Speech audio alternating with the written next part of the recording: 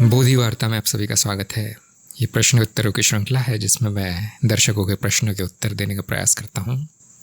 आशीष के कई प्रश्न आए थे कुछ दिन पहले। उन्होंने कहा, अहंकार का नाश ही आत्म साक्षात्कार है, पर अहंकार तो प्राकृतिक वृत्ति है, तो क्या सिर्फ मन की सभी वृत्तियों को जान भर लेना ही मुक्ति है? ये उनका प्रश्न था। अहंकार का नाश क्या है? जब हम अहंकार की माया को जान लेते हैं, जब अहंकार की मिथ्या को जान लेते हैं, अहम नाम की कोई वस्तु नहीं है, केवल विचार मात्र है, केवल वृत्ति मात्र है, वो अहम नाश है। क्योंकि वो है ही नहीं, उसको नष्ट नहीं किया जा सकता, केवल देखा जा सकता है कि वो सत्य नहीं है। जब अहम नहीं रहा, जब उसका अस्तित्व नहीं है, ये ज्ञान हो गया, तो क्या बचा? फिर दो ही चीज़ें बचती हैं, एक है अनुभव, दूसरा है अनुभव कर्ता। दोनों में से किसी को भी आप मैं कह सकते हैं, उसमें कोई नियम नहीं है। क्योंकि अनुभव हमें बहुत सी वस्तुओं का होता है, घटनाओं का होता है, तो उसको मैं कहना थोड़ा अजीब लगता है। इसलिए जो अनुभव कर रहा है उन वस्तुओं का, उन घटनाओं का, उसको हम मैं कह देते हैं। इसलिए बहुत बार आपने सुना होगा कि मैं अनुभव करता हूँ, मैं दृष्टा हूँ, मैं वो हूँ जिसे अनुभव होते हैं, अनुभव का ज्ञाता मैं हूँ। अब ये जो मैं है वो असीमित है, वो कोई घटना नहीं है, कोई वस्तु नहीं है। इसी को हमने आत्म कहा है और इसी को हमने ब्रह्म भी कहा है, दोनों एक ही है। जब आप मैं हटा दें तो आत्म या ब्रह्म ही बचता है। और ये जो आत्म है उसकी कोई सीमाएं नहीं है, उसका कोई रूप नहीं है, रंग नहीं है, कोई बंधन नहीं है, उसमें कोई वृत्ति नहीं है, उसमें कोई बदलाव भी नहीं है। जो भी बदलाव दिखाई देते हैं वो माया है, वो मिथ्या है। जो बदलता है वो असत्य है। ये जो आत्मा है वो कोई रचना नहीं है, उसका कोई ढांचा नहीं है, असीमित है, शून्यता है। शून्यता को कौन बांध सकता है, क्या बांध सकता है? सभी बंधन मिथ्या है और इसी में उभरते हैं, इसी में डूबते हैं। बस इतना ही ज्ञान होगा, यही आत्म साक्षात्कार है। अब इसमें अहंकार आए चाहे रहे चाहे जाए, उससे हमें कुछ लेना देना नहीं है। जो मुक्त है वो तो हमेशा मुक्त था, अभी भी मुक्त है और हमेशा रहेगा। ये वो अनुभव करता है जिसे बांधा नहीं जा सकता। इतना ही ज्ञान है और कुछ नहीं चाहिए आपको। और किसी भी वस्तु का नाश नहीं करना है, किसी भी वृत्ति का नाश नहीं करना है, और किसी भी वृत्ति का को जानने की आवश्यकता नहीं है। उसको आप चलते रहने दें तो भी मुक्ति तो है। वो कहाँ जाएगी? जैसे ही जो अनुभव, जो कि रचनाएं हैं, जिनका कि एक आकार है, उनसे यदि तादाद में हो गया, यदि अज्ञान आ गया मन में कि मैं कोई वस्तु हूँ, तो बंधन आ गया। अज्ञान ही बंधन है। और ये सारी वृत्तियाँ जो है वो प्राकृतिक है, वो बात सही है। उनको नष्ट करने की आवश्यकता नहीं है। उनकी मिथ्या को देखना मुक्ति है। फिर वो चलती रहे, भले ही उसका ज्ञान भी ना हो, वो क्या है आपको पता भी ना हो, तो भी मुक्ति तो रहेगी। मुक्ति कहीं नहीं जाएगी। जब तक ज्ञान रहेगा मुक्ति रहेगी। फिर वो वृत्तियाँ आती रहे जाती रहे, अहंकार की हो या कोई भी और भी हो, आप तो मुक्ति रहेंगे। मुक्ति का अर्थ यही है। ये ज्ञान की हमेशा से मुक्ति थी और हमेशा रहेगी। ये ज्ञान की मैं बंध नहीं सकता, मैं किसी बंधन में नहीं हूँ, ये ज्ञान ही मुक्ति है। बंधन का अभाव मुक्ति है। जो बंधा था वो तो बंधन में रहेगा, उसको मुक्त नहीं किया जा सकता। उसको शुद्ध किया जा सकता है लेकिन मुक्त नहीं किया जा सकता। और जो मुक्त है उसको बांधा नहीं जा सकता। बस इतना ज्ञान ले लें, कुछ नष्ट न करें। कोई आवश्यकता नहीं है किसी का नाश करने की। वृत्तियों को आप कितना भी जान लें, उससे मुक्ति नहीं मिलती। उसकी मिथ्या को जान लें, मुक्ति हो जाएगी।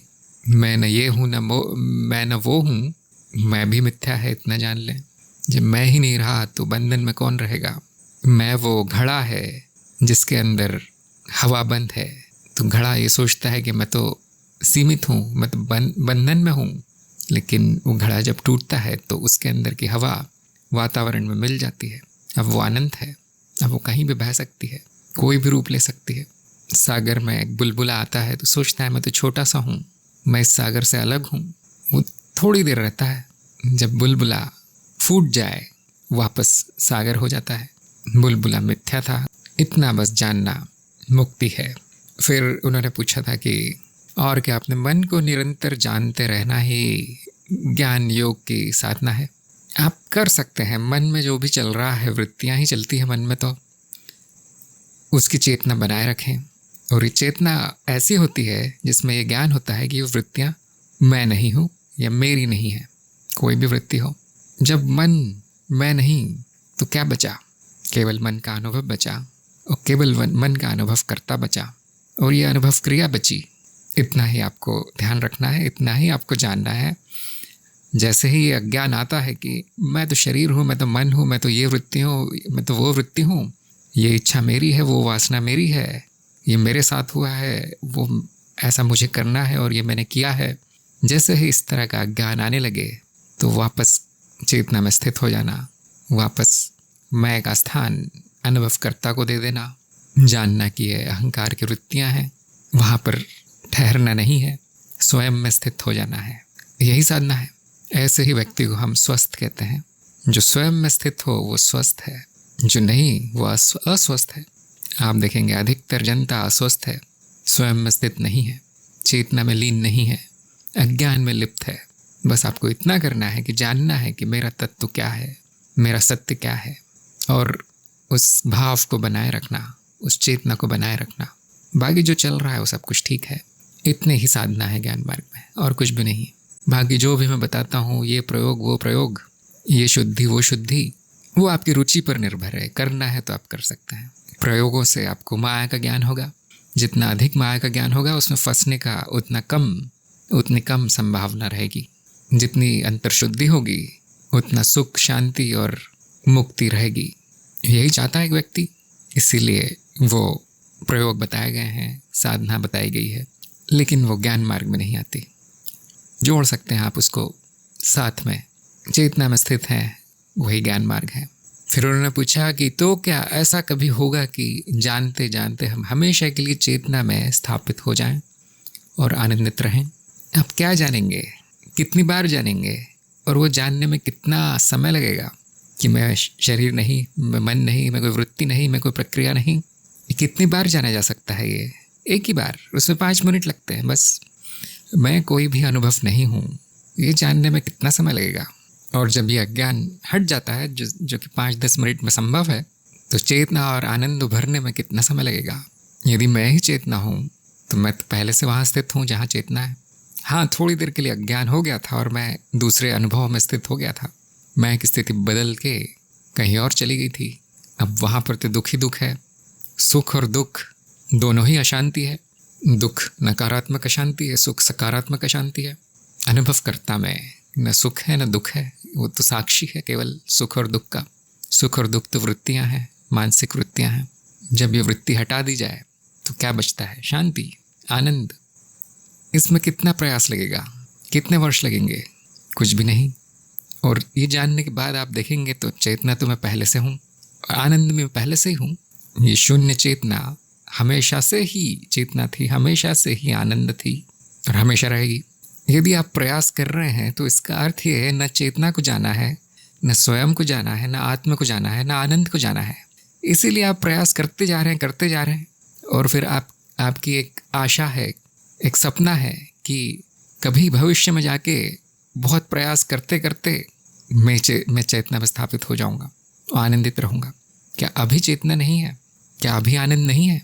यदि आसमान में बादल आ जाएं, सूरज को ढक लें, तो क्या सूरज नहीं है? क्या सूरज नष्ट हो जाता है?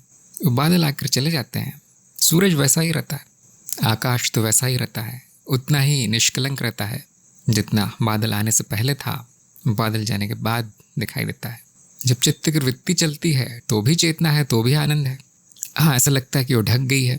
अब हमारा काम यही होता है कि वापस चेतना में आ जाएं, अपना ध्यान अनुभवकर्ता पर ले आएं, अज्ञान में ना पड़े रहें।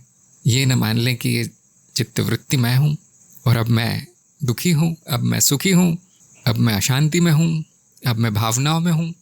इसका अर्थ है कि आपने स्वयं को चित्तवृत्ति से जोड़ लिया है। ऐसा लगता है कि आत्मा चला गया है, नष्ट हो गया है इस वृत्ति की वजह से। लेकिन ऐसा होता तो वृत्ति दिखाई भी नहीं देती। ऐसा होता तो दुख का भी अनुभव नहीं होता, सुख का भी अनुभव नहीं होता, अशांति का अनुभव भी नहीं होता। यदि अनुभव हो रहे हैं तो किसको हो रहे हैं? अनुभवकर्ता को हो रहे हैं। तो यही ज्ञान चेतना है। बार बार अनुभवकर्ता पर वापस आ जाना ही चेतना है। और वापस आने के बाद हम देखते हैं कि वो तो पहले से था, मैं तो पहले से था, आत्मा तो पहले से था, ये चित्तवृत्ति से चला नहीं गया कहीं। आनंद तो हमेशा रहता है, ये अशांति जो है वो आती जाती है। आनंद तो आकाश है जिसमें अशांति के बादल आते जाते हैं, बिजली कड़कती है, थोड़ी देर के लिए होता है और ये आनंद की पृष्ठभूमि में होता है। हम ये भूल जाते हैं। ये याद करने में कितना प्रयास लगेगा, कितने वर्ष लगेंगे कितने जन्म लगेंगे ये करने में। क्या चेतना अभी नहीं है? मेरी आवाज़ आप सुन रहे हैं तो क्या चली गई वो चेतना आवाज़ को देखकर? क्या आनंद अभी नहीं है? क्या आप ये वीडियो देख रहे हैं तो आनंद गायब हो गया? आनंद यानी शांति, यानी सुख और दुख का अभाव आनंद है। जब न सुख चाहिए होता है न दुख चाहिए होता है, संपूर्ण संतुष्टि जब होती है वो आनंद है। और वो मेरा स्वभाव है, वो इस अनुभवकर्ता का स्वभाव आनंद है। सच्चित आनंद यही मैं हूँ। सत्य का स्वभाव आनंद है। इस चेतना का अर्थ ही आनंद है। जैसे ही आप चेतना से दूर होते हैं, आप देखेंगे अशांति उभर आती है, क्योंकि अशांति से जुड़ गए हैं आप। अशांति को मैं समझ लिया है, अब तो वो अशांति दुख ही देगी। जब भी ऐसा हो तुरंत याद कर लें कि मैं क्या हूँ, मेरा स्वभाव क्या है। इसी को हम चेतना में स्थिर रहना कहते हैं। कितना भी प्रयास कर ले ये नहीं होगा। ये ज्ञान हो जाएगी, ये तो हमेशा रहता है, चाहे चित्तवृत्ति हो या ना हो। सत्य तो हमेशा रहता है, सूर्य तो हमेशा रहता है, इतना जान लें और इसी को याद रखें। कितने दिन तक जानते रहेंगे इसी को, कितने वर्षों तक प्रयास करते रहेंगे इसी का। इसे तो साधना कहना भी कठिन होगा, क्योंकि साधना में भी प्रयास लगता है। स्वयं को याद करने में तो कोई प्रयास नहीं लगता। वो तो सांस लेने से भी अधिक आसान है। सांस लेने में प्रयास लगता है थोड़ा बहुत, स्वयं को जानने में कोई प्रयास नहीं लगता। यदि आप प्रयास के द्वारा कर रहे हैं तो कहीं गड़बड़ है, कहीं अज्ञान बचा है, इसका अर्थ आत्मज्ञान नहीं हुआ। इसका अर्थ आपने किसी और चीज़ को ही आत्म साक्षात्कार समझ लिया है। या तो कोई स्मृति हो सकती है, या तो कोई शिक्षा हो सकती है, या तो कहीं पढ़ी हुई, लिखी हुई, सुनी हुई बात हो सकती है। ये आत्मज्ञान नहीं, ये शाब्दिक ज्ञान है। शब्दों का ज्ञान हो गया है आपको। किसी को कहते हुए सुन लिया है कि ये आत्मा है, वो आत्मा है, ये मुक्ति है, वो मुक्ति है, और आप उसी उधेड़ बुन में हैं कि अब ये कैसे पाया जाए। यदि मैं ही वो हूँ तो आप कैसे पाएंगे स्वयं को? कुछ और होता तो आप पा सकते थे, कुछ और होता तो खो सकते थे, कुछ और होता तो प्रयास से मिल जाता। मैं कैसे मिल जाऊंगा मुझसे प्रयास से? और मैं कहाँ खो जाऊंगा? कुछ और होता तो खो जाता। अनुभव करता कहाँ खो जाएगा? किस अनुभव में मिलेगा आपको अनुभव करता? और क्या करने से मिल जाएगा अनुभव करता? मैं हूँ ये जानने में कितना प्रयास लगता है, कितनी देर लगती है इसमें स्थित होने में, इस चेतना में, इस प्रकाश में। पहले से आप, मैंने कहा, उसको याद कर लें, याद रख लें। अब यदि याद भी नहीं रखेंगे तो भी आप चेतना में हैं, तो भी आप आनंद में हैं, तो भी अनुभव करता ही है। भूल जाने के बाद भी वो सत्य नष्ट नहीं होता। भूलना भी चित्तवृत्ति है, याद करना भी चित्तवृत्ति है। अब ये व्याकुलता क्यों है कि मुझे नहीं मिल रहा जो चाहिए था? ऐसे कैसे हो सकता है? जो खो नहीं सकता वो मिल भी नहीं सकता। ये तो कोई अज्ञानी होगा जो ये कह रहा है कि मुझे बहुत प्रयास करना है अभी। क्या जानने से आप स्थित हो जाएंगे चेतना में? क्या जानने से आनंद मिल जाएगा? क्या है यहाँ जानने का? अज्ञान छोड़ दें बस, बाकी सब पहले से है। ध्यान से देखें, क्या अभी चेतना नहीं है? क्या अभी आनंद नहीं है? क्या चित्तवृत्ति शुरू होने के बाद वो सब खो जाता है? और कितना प्रयास लगता है, कितने वर्ष लगते हैं उस चित्तवृत्ति की मिथ्या को देखने में। फिर उन्होंने पूछा, क्या हम कभी प्रकृति और पराप्रकृति से ऊपर उठकर हमेशा के लिए आत्म में स्थित हो सकते हैं? ऐसा क्या है जो प्रकृति और पराप्रकृति के नीचे है? ये हम शब्द का अर्थ क्या है? क्या आपने जानने का प्रयास किया कि हम या मैं क्या है? वो कहाँ स्थित है? क्या वो प्रकृति में स्थित है? क्या पराप्रकृति में स्थित है? ये किसी और इस तरह की अजीब स्थिति में है? क्योंकि ये सब तो शब्द है, न प्रकृति है न पराप्रकृति है, वो सब तो मिथ्या है। मिथ्या से क्या ऊपर उठाएगा आपको? ज्ञान। और ज्ञान क्या कहता है कि मैं तो पहले से ही ऊपर हूँ, मैं तो अस्तित्व स्वयं हूँ, मैं वो धरातल हूँ जिसमें प्रकृति और पराप्रकृति और इस तरह की चीज़ें होती रहती है, आकर चली जाती हैं समुद्र में बुलबुलों की तरह। अब इससे ऊपर कहाँ जाएंगे आप? जब ब्रह्म स्वयं मैं हूँ तो इससे ऊपर कहाँ जा पाएंगे? यदि आप अपने को या हम को, जो आपने हम शब्द का प्रयोग किया है, अभी भी कुछ ऐसा समझते हैं जो प्रकृति के अंदर है, प्रकृति में दिखाई देता है किसी वस्तु की तरह, तो अभी तक न आत्मज्ञान हुआ है न ब्रह्म ज्ञान हुआ है। इसीलिए ऐसे प्रश्न है। अहम ब्रह्मस्मि यदि आप जान जाते तो फिर अपने आप को प्रकृति के अंदर क्यों पाते, या उससे नीचे क्यों पाते, या उसमें फंसा हुआ बंधा हुआ क्यों पाते? ये शरीर प्राकृतिक है, ये मन प्रकृति का भाग है, ये जीव परा प्रकृति महामाया का भाग है। मैं इनमें से एक भी नहीं हूँ। ये सब तो अनुभव हैं जो आते हैं चले जाते हैं। मैं कोई अनुभव नहीं हूँ, मैं तो अनुभव करता हूँ। चाहे किसी भी तरह का अनुभव हो, अनुभव करता तो वही रहता है, और उसी के पटल पर सारी प्रकृति आती है और चली जाती है। ये हमारा अप्रोक्ष अनुभव है। इसका अर्थ है अभी भी आपका तादात्म्य इस जीव से हो गया है, अभी भी तादात्म्य इस प्राणी से हो गया है, शरीर से हो गया है, या अन्य किसी वस्तु से, अन्य किसी अनुभव से हुआ है, तो आत्मज्ञान और ब्रह्म ज्ञान वाला वीडियो दोबारा देख लें। अप्रोक्ष अनुभव क्या होता है, अनुमान क्या होता है, तर्क क्या होता है, जानने का प्रयास करें। वो सारी श्रृंखला देख लें। चित्त क्या है, प्रकृति क्या है, अस्तित्व क्या है, इस श्रृंखला में पूरी तरह से बताया गया है। वो देखें। और मुझे लगता है आपने देखी भी होगी। मनन नहीं किया होगा। जैसे टीवी पर समाचार सुनकर आप 5 मिनट में भूल जाते हैं, वैसे यूट्यूब में देखकर भूल गए होंगे। मनन आवश्यक है ज्ञान मार्गी के लिए। जो बताया जा रहा है उसको दोहराना, मन में उसके सत्य की खोज करना आवश्यक है, नहीं तो वो टिकता नहीं है। जो बताया गया है वो, उसमें चित्त की कोई रुचि नहीं है, अहंकार की कोई रुचि नहीं है। उसकी रुचि तो सांसारिक वस्तुओं में है, उसको वही याद रहता है। दार्शनिक आध्यात्मिक बातें भूल जाता है। ध्यान नहीं लग रहा है, इसका अर्थ ये है कि ध्यान अब कहीं और है, इसीलिए जो बताया जा रहा है वो 5 मिनट में साफ हो जाता है। ध्यान महत्वपूर्ण है।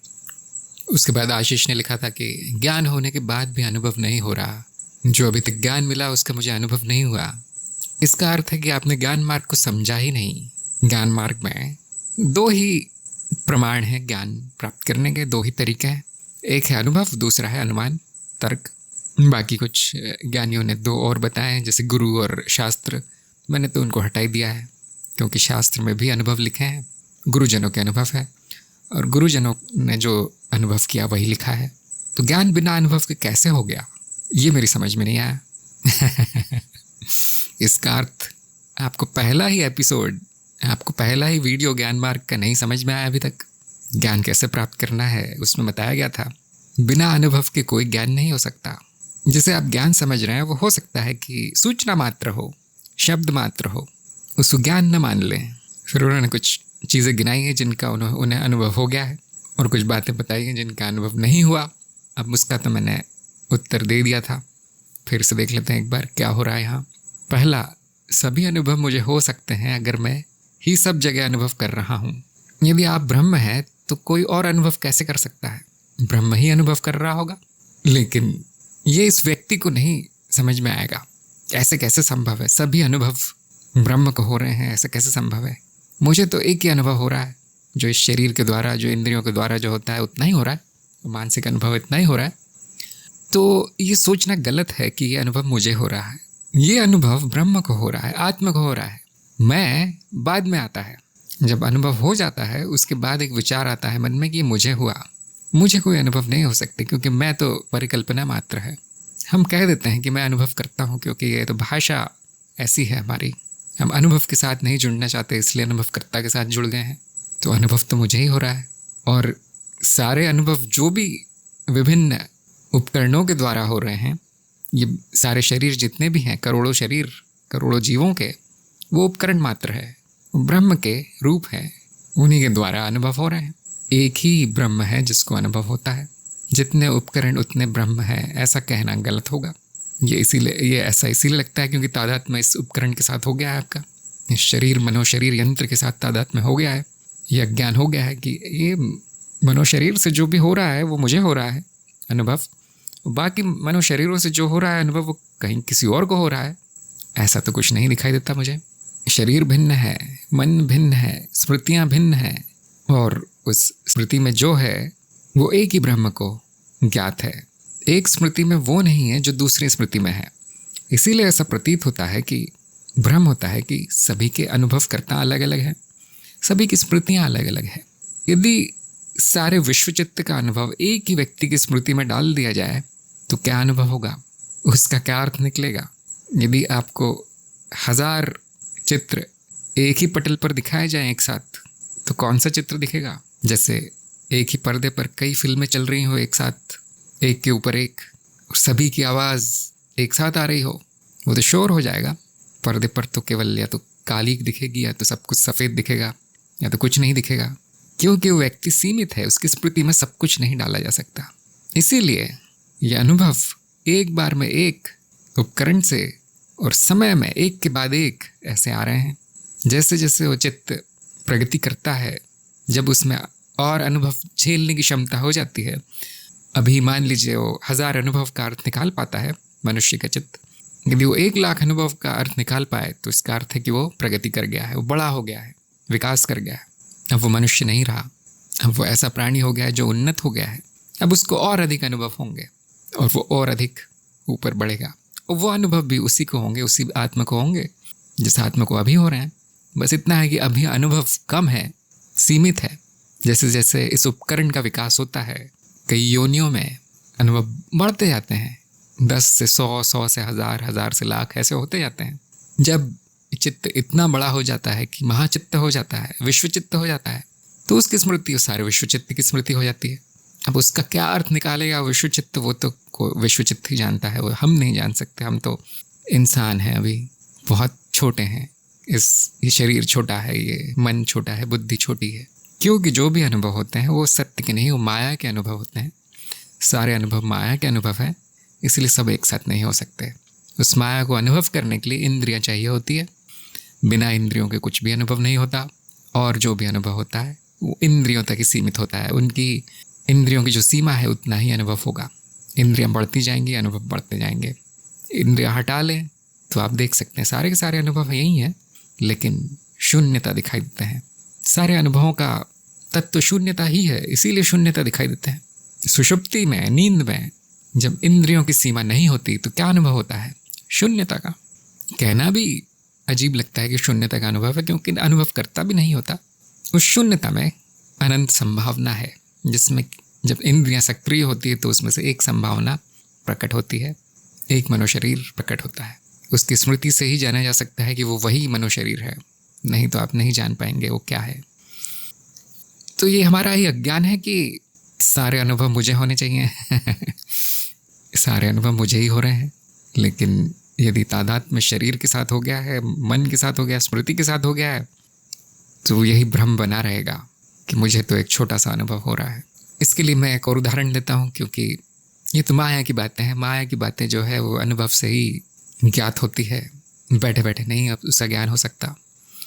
तो उदाहरण ऐसा है कि जब आप स्वप्न अवस्था में होते हैं, स्वप्न में, तो वहाँ पे बहुत से चरित्र होते हैं, बहुत से लोग होते हैं।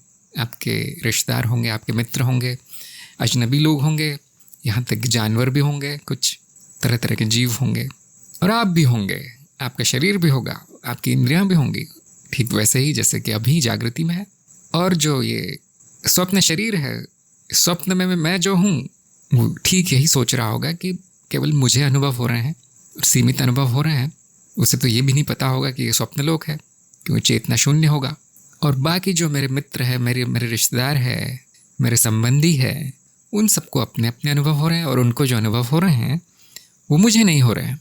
तो मुझे कुछ करना पड़ेगा, आगे बढ़ना पड़ेगा, विकास करना पड़ेगा, तब जाके उनके अनुभव भी मुझे होंगे। ऐसा ही आप स्वप्न में सोचेंगे। लेकिन जब आपकी नींद खुलती है तो आप पाते हैं कि जो अनुभव मुझे एक शरीर के माध्यम से हुए, जिससे मैं कहता था मैं, वो मेरा ही अनुभव था। और जो बाकी चरित्रों के माध्यम से जो अनुभव हुए हैं वो भी मेरा ही अनुभव था। वो सारे चरित्र भी मैं ही था, वो सारे संबंधी, सारे मित्र, सारे जीव, सारे जानवर मैं ही था। आप देखेंगे कि उनको कोई अनुभव हुए ही नहीं, अनुभव तो मुझे ही हुए हैं। यही स्थिति आपकी अभी है। आप सोचते हैं कि मैं अलग हूँ, बाकी लोग अलग हैं, बाकी जीवों को अपने अपने अनुभव हो रहे हैं। जब आप जागेंगे तो पाएंगे कि न मैं हूँ, न कोई और है, केवल ब्रह्म है, जिसका ये स्वप्न है, जिसको हम जागृत अवस्था कहते हैं। ये स्वप्न लोक है, जिसको हम जगत कहते हैं। ये उतनी बड़ी मिथ्या है जितनी स्वप्न है। ये काफ़ी उन्नत प्रश्न है, और मैं जानता हूँ कि इसका उत्तर बहुत अधिक संतुष्ट करने वाला नहीं होगा। शंका बची रहेगी, कठिन है इसको जानना। स्वयं को जान जाएं, फिर जान जाएंगे आप। चित्त नहीं जान पाएगा ये सब। इसके बाद इन्होंने कहा कि ये प्रकृति या माया चित्त निर्मित है, उसका मुझे अनुभव नहीं हुआ। आपका अभी जो अनुभव हो रहा है वो चित्त निर्मित है। और कौन सा अनुभव होगा आपको जो बताएगा कि चित्त निर्मित है? यदि आप चित्त हटा दें, स्मृति हटा दें या फिर इंद्रियां हटा दें, जो इंद्रियों की जो अनुभूतियां हैं वो हटा दें, तो कौन सा अनुभव बचेगा? इंद्रियां भी समाप्त कर दें, स्मृति भी समाप्त कर दें, चित्त की वृत्ति भी समाप्त कर दें, अब कौन सा अनुभव बचेगा? इन उपकरणों के अलावा क्या है जो आपको कोई अनुभव दे पाएगा? थोड़ा मनन करें, इस पर सोचें थोड़े दिन। जब आप इन वस्तुओं को वापस लाते हैं जो कि चित्त है, इंद्रियां, स्मृति, चित्तवृत्ति, चित्त है, अनुभव आ जाता है। क्या हम कह सकते हैं कि हमें वस्तुओं का अनुभव हो रहा है या फिर इंद्रियों की अनुभूति का अनुभव हो रहा है? इस बात पर मनन करें। क्या हमें वस्तुओं का ज्ञान हो सकता है या फिर जो भी ज्ञान होता है वो इंद्रियों के द्वारा जो सूचना दी जा रही है उसका ज्ञान होता है? इन दोनों में से कौन सी बात सही है, कौन सी बात सत्य है? इसका अर्थ है कि आपने ज्ञान मार्ग की श्रृंखला देखी नहीं है अभी तक। उसमें मैंने बहुत विस्तार में समझा है कि जगत का निर्माण कैसे होता है। फिर लिखा है कि इसका भी अनुभव नहीं हुआ कि ये सब माया है। यदि आपको ये अनुभव हो गया है कि जो भी अनुभव है वो बदलते रहते हैं, ये ज्ञान हो गया है कि जो भी अनुभव है वो बदलते रहते हैं, ऐसा कोई अनुभव नहीं है जो ना बदले, जो अनित्य ना हो, तो आपको माया का अनुभव हो गया है, क्योंकि वो माया ही है जो बदलती है। जो स्थिर है वो सत्य है। ये अद्वैत का मापदंड है सत्य का। क्या सत्य है, क्या माया है, हम कैसे जानते हैं? माया हमेशा बदलती है। ऐसा क्यों है? अद्वैत में, ज्ञान मार्ग पर ये मापदंड क्यों रखा गया है सत्य का? यदि हमें एक अनुभव हुआ है, उसमें से क्या सत्य है, क्या माया है, कैसे जानेंगे आप? ये भी मैंने ज्ञान मार्ग की श्रृंखला में बहुत विस्तार में बताया है। यहाँ पर मैं आपको एक और उदाहरण दूंगा जो मैं अक्सर देता हूँ। यदि आप सोना लें और उसके विभिन्न गहने गढ़ दें, तरह तरह के रूप दे दें उसको, और आप प्रश्न करें कि ये जो मेरे सामने दिखता है, ये जो चूड़ियाँ है, ये जो हार है, ये सोने की चैन है, ये माला है, अंगूठी है सोने की, ये अंगूठी है, ये माला है, ये हार है, ये चूड़ियाँ हैं, या फिर ये सोना है? कौन सी बात सत्य है? उस सोने ने तरह तरह के रूप लिए हैं, यानी कि बदला है वो बदलाव सही है या उसका तत्व जो है सोना वो सत्य है? इस पर मनन करें, इस प्रश्न पर। दूसरा अनुभव, यदि एक स्थिर तालाब है जिसमें कोई उथल पुथल नहीं है, उसमें मैं कंकड़ डालता हूँ, उसमें लहरें उठती हैं, जो बदलाव है उस पानी की सतह पर। अब सत्य क्या है? क्या वहाँ पर पानी है या वहाँ पर लहरें हैं? दोनों में से कौन सी बात सत्य है? लहरों का सत्य क्या है? क्या लहरें सत्य है? ये केवल पानी है जो प्रतीत होता है बदलता हुआ? इस बात पर मनन करें। इन्होंने कहा है, बोधि वार्ता की पूरी श्रृंखला 2-3 बार देख चुका हूँ। वो ठीक है, आपने देखा होगा, लेकिन आपने सोचा नहीं होगा कि जो बताया जा रहा है वो क्यों सत्य है। ये नहीं सोचा होगा। कभी कभी बोधि वार्ता देखते हुए अपने अनुभवों को भी देख लें कि इस वार्ता में और अनुभवों में कोई अंतर भी है या नहीं।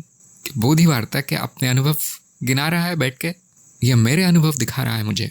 और यदि आपको अपने अनुभव में और जो उस वार्ता में बताया गया है उसमें भेद दिखें तो ज़रूर मुझे लिखें, दोबारा मुझे प्रश्न करें। हार नहीं मानना चाहिए। नागेश का एक प्रश्न आया था कि विचार कहाँ से आते हैं, क्या साधक उन पर नियंत्रण कर सकता है?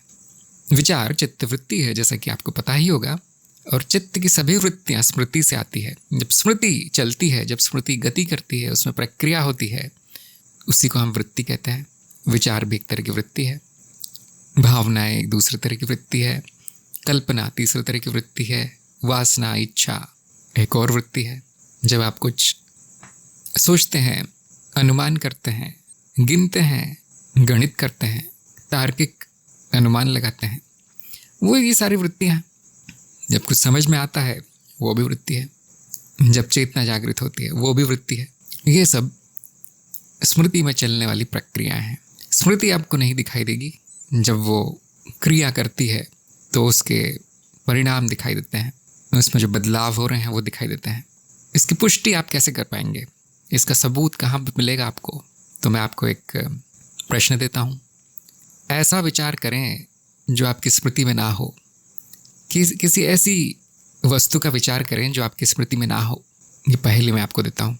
ऐसी कल्पना करें जो आपकी स्मृति में ना हो पहले से।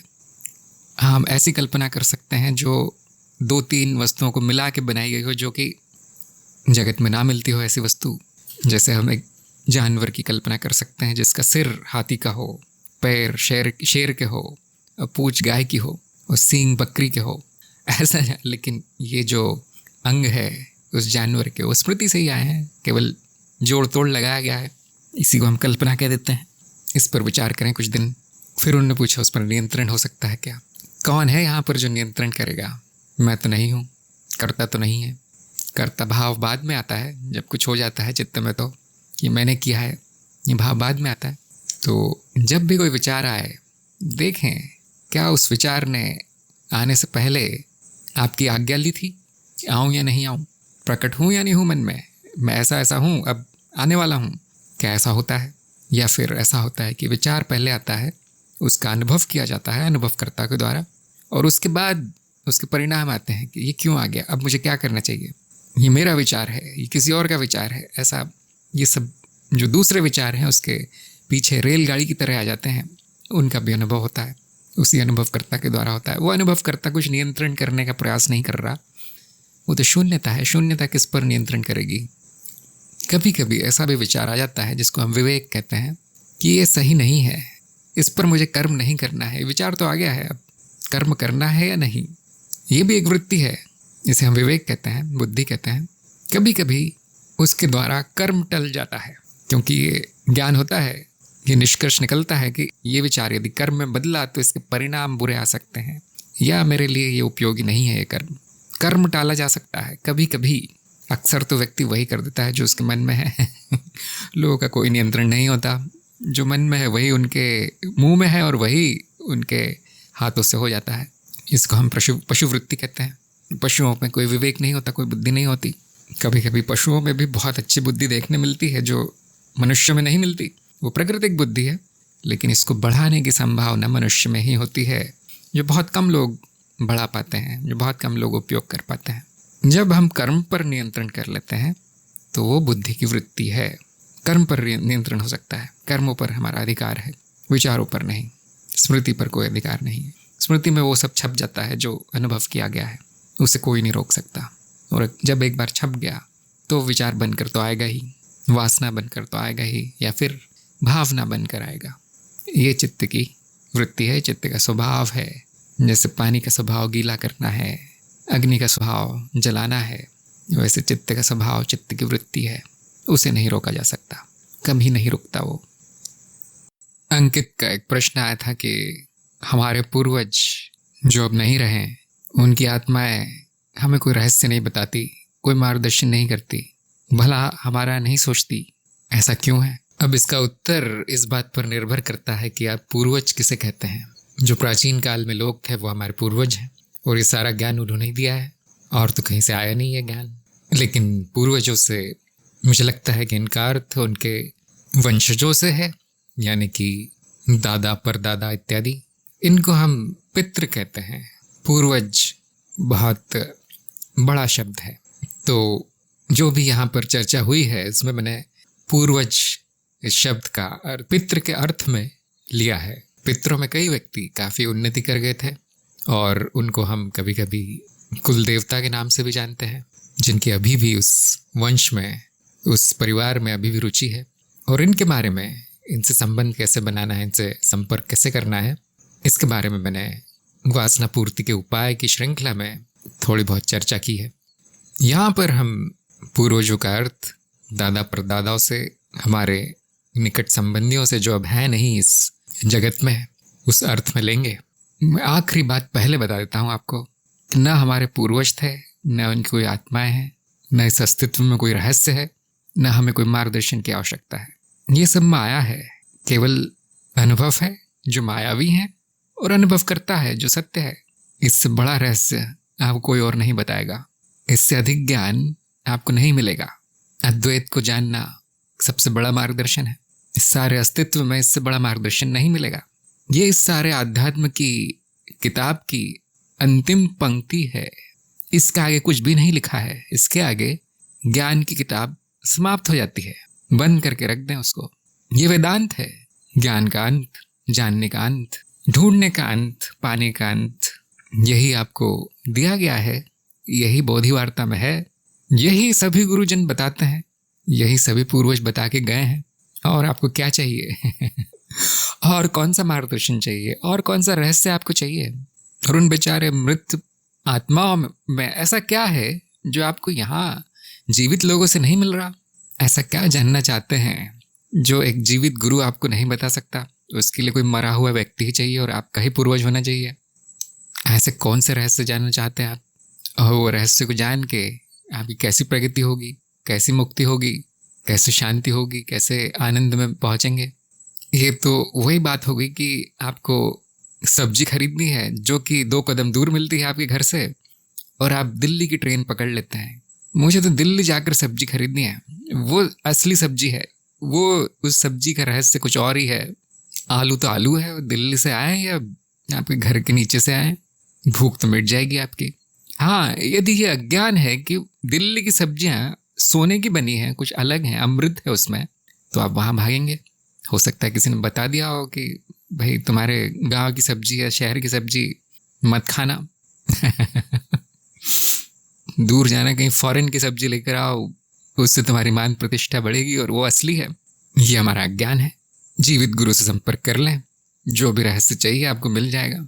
यदि जो इस चैनल में बताया गया है वो आपके लिए छोटा मोटा है तो कोई बात नहीं, आप पुष्टि कर लें कहीं और किसी और गुरु से जाकर।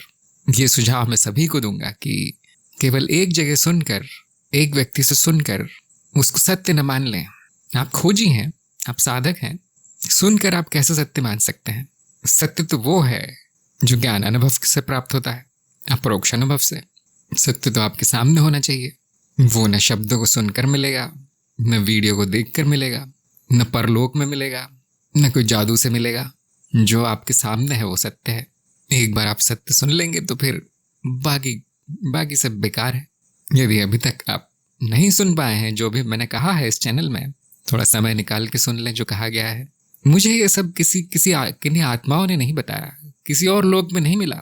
गुरुक्षेत्र की पहुंच संपूर्ण विश्वचित्त में है। आपको मांगना है, मिल जाता है, निःशुल्क दिया गया है। आपको कुछ प्रयास भी नहीं करना, देखना है अपने अनुभव को। उसमें समय भी नहीं लगता, 5 मिनट भी नहीं लगते।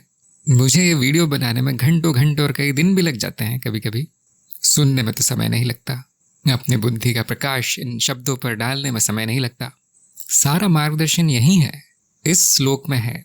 और खास तौर से इस देश में, भारत देश में, हम ज्ञान के सागर के अंदर रह रहे हैं। आप किधर ढूंढ रहे हैं इस ज्ञान को? किधर मार्गदर्शन चाहिए आपको? अब आते हैं पूर्वजों पर। पहले तो ये आपकी मान्यता है कि पूर्वजों की कोई आत्मा भी होती है। आत्मा यानी मैं। पूर्वजों के कारण शरीर हो सकते हैं, जिसे हम जीव कहते हैं। जीवात्मा हो सकती है, जो कि स्मृतियों का संग्रह है। स्मृतियाँ कहाँ से आई? तरह तरह के अनुभवों से आई। यदि उसमें उन स्मृतियों में ज्ञान नहीं है तो आपको कैसे मिलेगा? यदि शरीर नष्ट हो गया है तो इसका अर्थ ये नहीं कि वो ज्ञानी हो गया है। वो चित्त, जिन्हें आप आत्माएं कह रहे हैं, हम उसे तकनीकी भाषा में वैदेहिक प्राणी कहते हैं। वैदेहिक का अर्थ है जिनकी देह नहीं है, जिनका भौतिक शरीर नहीं है, केवल चित्त मात्र है, जिन्हें अभी भौतिक जगत का अनुभव नहीं हो रहा, किसी और लोक में लीन है, किसी और रूप में उनका अस्तित्व है। हमें तो पता भी नहीं है कि ऐसा भी कुछ है। अब ऐसी कहीं सुनी चीज से आपने क्या आशा लगा रखी है? उनसे आप क्या उम्मीद करते हैं जो आपकी कल्पना मात्र है? हाँ, यदि आपका कोई अनुभव है पूर्वजों की आत्माओं के साथ, समझ में भी आता है कि आपको कोई उम्मीद होगी, कोई आशा होगी। और यदि अनुभव है तो आपने पूछा क्यों नहीं? फिर कोई रहस्य बताए हमें। अनुभव क्यों नहीं है आपको उनकी आत्माओं का? क्योंकि ये चित्त अभी तक वहां नहीं पहुंच पाया बेचारा, जो परलोक के दर्शन कर सके, जो आत्माओं से बात कर सके। जब बात ही नहीं होगी तो ज्ञान कहाँ से मिलेगा? जब संपर्क ही नहीं है तो कौन सा मार्गदर्शन मिलेगा? अब ऐसा नहीं है कहता मैं कि आपके पूर्वज छोटे मोटे हैं, वो संपर्क नहीं कर सकते। हो सकता है वो कर सकते हो, हम नहीं सुन सकते उनको। हो सकता है कि वो बड़े गुरुजन रहे हों आपके पूर्वज।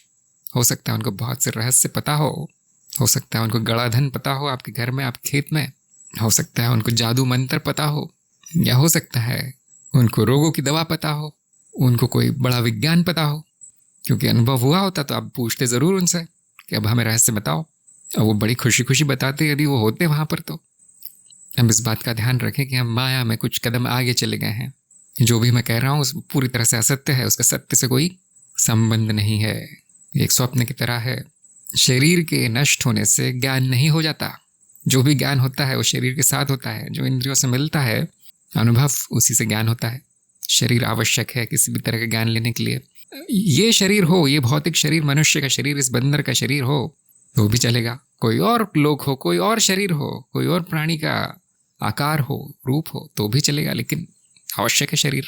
किसी और जीव से संपर्क करने के लिए एक संपर्क सूत्र चाहिए होता है। वो सूत्र इंद्रियां होती है। इंद्रियां हवा में नहीं रह सकती, शून्य में नहीं रह सकती, उनके लिए शरीर आवश्यक है, चाहे कैसा भी शरीर हो, स्थूल शरीर हो, सूक्ष्म शरीर हो, पशु का शरीर हो, दिव्य शरीर हो, कैसा भी हो, लेकिन चाहिए तो है। और यदि वो शरीर एक ही लोक में नहीं है, एक दूसरे को देख भी नहीं सकते, तो फिर क्या संपर्क होगा, तो फिर क्या ज्ञान का आदान प्रदान होगा। यहाँ पर एक जीवित व्यक्ति, एक जीवित साधक को ज्ञान देता है, तब भी पूरा संपर्क नहीं हो पाता, तब भी जो गुरु ने कहा है वो उन कानों तक नहीं पहुंच पाता। तो इस लोक के पार आपकी आवाज़ कैसे जाएगी और उनकी आवाज़ आप तक कैसे आएगी। अब ऐसा नहीं कि इस चित्त में इस तरह की योग्यता नहीं है, योग्यता होती है, और बहुत विलक्षण लोग भी हैं यहाँ पर। उनकी साधना इतनी अच्छी है, शायद पूर्व जन्म की है, इस जन्म की है, उनका चित्त विकसित हो चुका है। कभी कभी उनको कई विचित्र अनुभव भी होते हैं, उनमें पूर्वजों के अनुभव, आत्माओं के अनुभव भी हैं, लेकिन वो बेचारे पूर्वज जो कहते हैं वो उनकी समझ में नहीं आता, उससे कुछ और ही अर्थ निकाल लेते हैं। वो इसलिए है क्योंकि चित्त शुद्ध नहीं है, उसमें योग्यता होते हुए भी वो समझ नहीं पाता। कैसे होगा ये? जब तक आप नींबू को काट के नहीं खाएंगे तब तक कैसे पता चलेगा कि नींबू खट्टा होता है? बिना अनुभव के कैसे कोई ज्ञान होगा? चाहे वो आपके बाजू वाली गली का गुरु बोल रहा हो, चाहे वो ऊपर से कोई देवता बोल रहा हो, यदि ये बुद्धि, यदि ये मनोशरीर यंत्र शुद्ध नहीं है, कैसे ज्ञान होगा? किसी और का अनुभव आपको स्वयं के अनुभव से ही समझ में आएगा, इसी को हम ज्ञान कहते हैं। यदि वो कोई रहस्य आपको बता भी दे तो वो रहस्य आपका अनुभव बनना चाहिए, तब ज्ञान होगा। उसके लिए ये मनोशरीर यंत्र शुद्ध नहीं हुआ है, विकसित नहीं हुआ है। अब आते हैं आत्माओं के ऊपर। ये एक अवधारणा है, ऐसी कोई चीज़ नहीं होती। आत्मा का अर्थ है मैं स्वयं, अनुभव करता आत्मा है, जो ब्रह्म है, जो अस्तित्व है। पता नहीं कि आत्मा कहाँ से आ गई।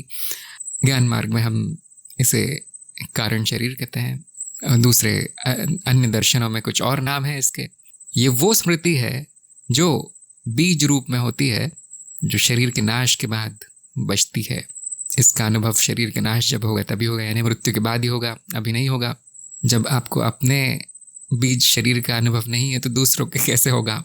और दूसरा यहाँ पर एक अवधारणा है कि वो आत्मा अभी भी वैसी की वैसी है, बैठी है, आपके प्रश्नों की प्रतीक्षा कर रही है, हजारों सालों से, सैकड़ों सालों से। ऐसा नहीं है।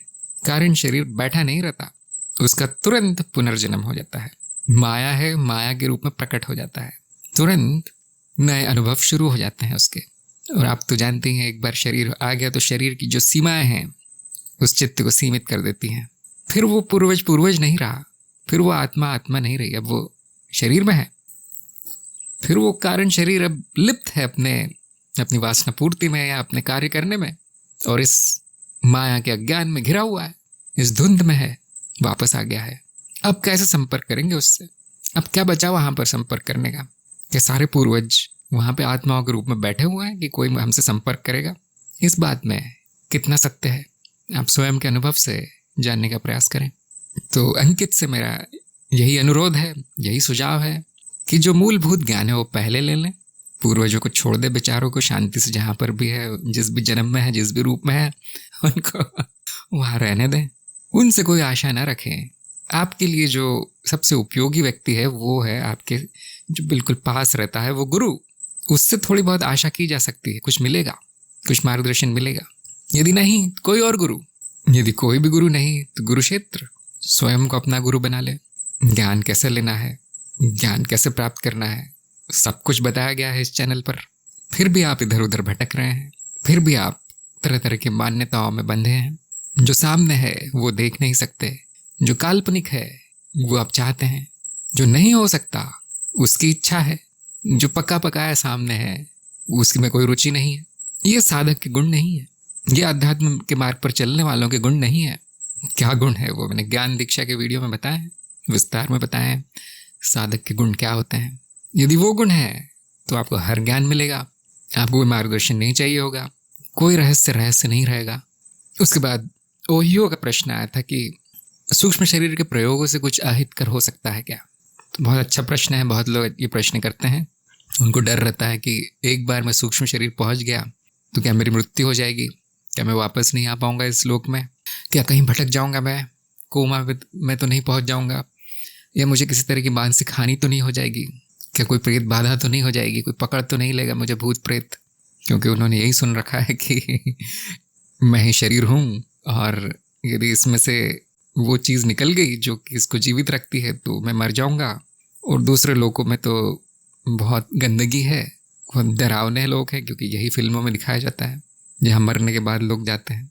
तो तरह तरह की यदि धारणाएं हैं, मान्यताएं हैं, अज्ञान है, तो फिर ऐसे लोगों को ये प्रयोग करने ही नहीं चाहिए। क्योंकि जैसा कि आप जानते होंगे, यदि आपने सूक्ष्म शरीर के प्रयोग का वीडियो देखा होगा तो समझ गए होंगे कि ये प्रयोग किसके लिए है। ये प्रयोग ये देखने के लिए है कि सृष्टि चित्त निर्मित है, अनुभव माया है, चित्त वहीं के वहीं जो वो चाहता है, जैसी उसकी इच्छा होती है वैसी सृष्टि रच लेता है। और ये सूक्ष्म शरीर में बड़ा प्रकट रूप में दिखाई देता है। यदि आपकी चेतना 100% है तो यही देखने के लिए ये प्रयोग है। और यदि उसी चित्त में डर भरा है, तरह तरह की मान्यताएं भरी हैं, उल्टी सीधी अपेक्षाएं हैं, ये भी होगा वो भी होगा, चिंताएं हैं, तो ठीक वही निर्मित होगा। जो मन में है वो बाहर दिखाई देगा। इसीलिए मैंने कहा है कि जिनका चित्त शुद्ध नहीं है, अज्ञान से भरा है, डर से भरा है, या फिर क्रोध, नफरत, दंभ या काम वासना से भरा है, वो पूरा बाहर आ जाएगा सूक्ष्म शरीर में। वो लोक आपके लिए बना दिया जाएगा जहाँ पर कि आपके जो अंदर है वो प्रकट हो सके। और अब कठिन हो जाएगा। अब आप कुछ कहा नहीं जा सकता किस तरह की हानि होगी, किस तरह के संस्कार पड़ेंगे उस चित्त पर, उस मन पर, जो इस लोक को छोड़कर वहाँ चला गया है। हाँ, ऐसा तो कभी नहीं होगा कि मृत्यु हो जाएगी, ऐसा नहीं होता, कभी देखा नहीं मैंने। बहुत बड़ा ही योगी होना चाहिए जो कि ये कर सके कि वो इस शरीर को हमेशा के लिए छोड़ सके और हमेशा के लिए शुद्ध सूक्ष्म शरीर में, सूक्ष्म लोक में पहुंच सके अपने मन से, अपनी मर्जी से। बहुत बहुत बड़ी सिद्धि उसको चाहिए होगी। अधिकतर तो यही होगा कि आधे सेकंड में आप वापस आ जाएंगे इस पृथ्वी लोक में। यदि आप आधे सेकंड के लिए भी वहाँ पहुँच गए तो बहुत बड़ा अनुभव है, ये आपका जीवन बदल देगा। हाँ, यदि कुछ उल्टा सीधा अनुभव होगा तो आप फिर आध्यात्म के मार्ग से भटक जाएंगे, फिर नहीं आ पाएंगे यहाँ पर। एक बार मन में डर बैठ गया तो फिर वो प्रयोग नहीं कर पाएंगे। फिर हो सकता है कि आपको अध्यात्म में कोई रुचि ना रहे। लोग समझते हैं अध्यात्म का अर्थ है इस तरह के प्रयोग करना, इधर उधर लोकों में भटकना, सिद्धियाँ प्राप्त करना। अध्यात्म का वो अर्थ नहीं है। अध्यात्म आत्म के बारे में है, सत्य के बारे में है, उल्टे सीधे अनुभव लेने के बारे में नहीं है। तो ये तो अहितकर ही हो गया कि अध्यात्म से भटक गया व्यक्ति, आया था कुछ सुन के इधर उधर, अब इस तरह के प्रयोग कर लिए, अब डर पैदा हो गया मन में, डर बैठ गया है, तरह तरह की अवधारणाएं, मान्यताएं, अंधश्रद्धा, अंधभक्ति, अंध विश्वास मन में बैठ गए हैं तरह तरह के। अब वो आगे नहीं बढ़ पाएगा। इससे बड़ा अहित क्या होगा, उसका एक जीवन नष्ट हो गया। इसीलिए ध्यान से देखें, वहाँ जो चेतावनी लिखी है ध्यान से देखें, जो अपेक्षित ज्ञान मैंने कहा है वो ध्यान से देखें क्या कहा है, उसके बाद ही इस मार्ग पर जाएं। किन्हीं और लोकों में जाना है या स्वप्न लोक में जाना बहुत आसान है, बच्चे भी कर लेते हैं। आप यूट्यूब पर ढूंढेंगे तो हज़ारों वीडियो मिल जाएंगे जहाँ पर तरह तरह के अनुभव लोगों को हुए हैं। वैसे बुरे अनुभव तो कम होते हैं, क्योंकि बुराई भी हमारी बनाई हुई है, अच्छाई भी हमारी बनाई हुई है। और क्योंकि ये प्रयोग अधिकतर आध्यात्मिक तरह के लोग करते हैं तो उनको अच्छे ही होते हैं। लेकिन 1000 में एक ऐसा होगा कि उसको बहुत बुरा अनुभव होगा, क्योंकि उन्होंने उन बातों का ध्यान नहीं रखा जो कि गुरुजनों ने बताई थी, जैसा कि मार्गदर्शन दिया था। उन सबको उन्होंने छोड़कर सीधे डुबकी लगा दी परलोक में। न चित्त शुद्धि की, न ज्ञान दूर किया, न अंधविश्वास दूर किए। अब ऐसा व्यक्ति तो ज्ञान मार्ग के या किसी और आध्यात्मिक मार्ग के लायक भी नहीं है। इसीलिए प्राचीन काल में ये विधियाँ, ये प्रयोग, ये तंत्र ज्ञान छुपा के रखा गया था, गुप्त रखा गया था, सबको नहीं दिया जाता था। 10-20 वर्षों की साधना करवाई जाती थी, उसके बाद सूक्ष्म शरीर क्या है वो बताया जाता था, सूक्ष्म लोक क्या है वो बताया जाता था। उसके बाद गुरु के मार्गदर्शन में, गुरु के साथ, गुरु हाथ पकड़ के ले जाता था उसको सूक्ष्म लोक में। अभी तो कलयुग है, अभी तो जनता को 2 मिनट में स्वर्गलोक पहुंचना है। अब ये क्योंकि प्रकट हो चुका है ज्ञान, तो मैंने इसका एक छोटा रूप आपको दिया है ताकि आपको चित्त का ज्ञान हो सके, माया का ज्ञान हो सके। कर सकते हैं इस प्रयोग को जो मैंने बताया है। लेकिन चेतावनी ध्यान से देख लें, आप स्वयं उत्तरदायी हैं अपने अपने प्रयोगों के लिए। जैसा मार्गदर्शन दिया गया है वैसा नहीं किया गया तो फिर कोई और कुछ कर नहीं पाएगा, मदद नहीं कर पाएगा। मनुष्य के हाथ में इतना नहीं होता। कुछ महामाया में कुछ हो जाए और फिर उसको ठीक करना बहुत कठिन हो जाता है। हजारों लाखों में एक बार होगा ऐसा कि कुछ बुरा अनुभव होगा, इतना बुरा अनुभव होगा। हाँ, एक बार आप प्रवीण हो गए इसमें कि अब सूक्ष्म लोग की चाबी आपके हाथ में आ गई, तो फिर आपको कोई मार्गदर्शन की आवश्यकता नहीं है, फिर आपको कोई चेतावनी की आवश्यकता नहीं है। अब आप तांत्रिक हो गए हैं, अब आप स्वयं समझ गए हैं किससे हानि हो सकती, किससे नहीं हो सकती, इतना अनुभव हो गया है।